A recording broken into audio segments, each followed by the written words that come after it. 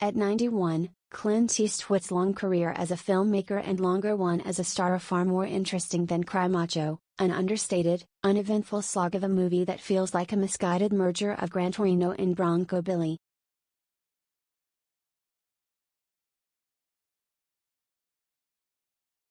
Blame many of the problems on a woefully weak script, but this largely two-character road movie never really gets out of park.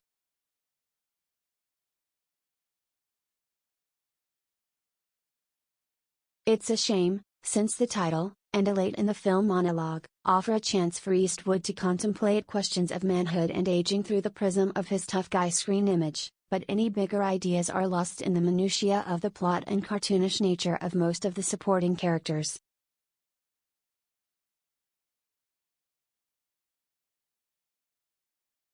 Adapted from the late in Richard Nash's novel by the author and Nick Schenk, who worked with Eastwood on Gran Torino and The Mule, the premise feels equally strained.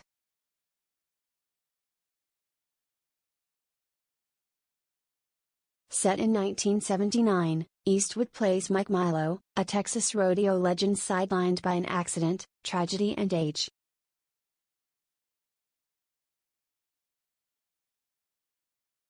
For some reason, his former boss, Dwight Yoakam, tasks Mike with traveling down to Mexico to bring back his long-lost son, now almost 13, a chore he can't carry out himself because of acrimony with his ex-wife, Fernanda Urjola, and vague legal complications.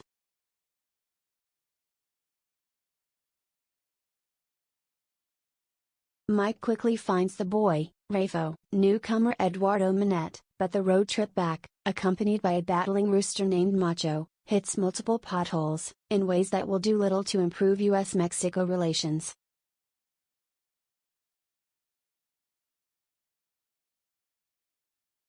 Granted, the pair encounter a few good souls, foremost among them a widow, Natalia Travin, who won't take no for an answer when it comes to feeding them, but they seem easily outnumbered by corrupt cops and car thieves.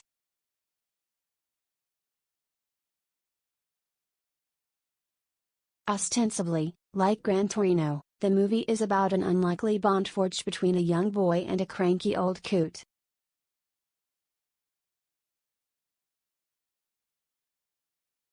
But the arc of that isn't helped by having the kid change his mind like a windshield wiper in terms of what he wants, the unlikable adults and jokes and lighter moments that simply don't land most of the time.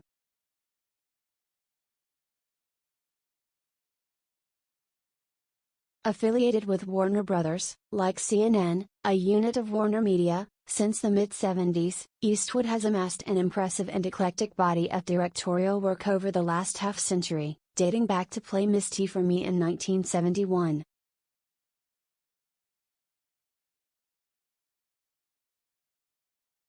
In between he directed a pair of Oscar winners, Million Dollar Baby and Unforgiven, but the record has proven more uneven over the last decade, with successes in American Sniper and Sully, and less satisfying efforts like Richard Jewell.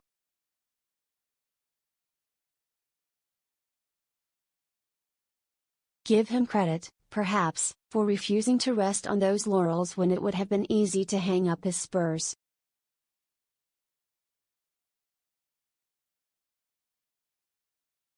But Macho is a particularly forgettable addition to that filmography, and to paraphrase one of his most famous characters, won't make anyone's day.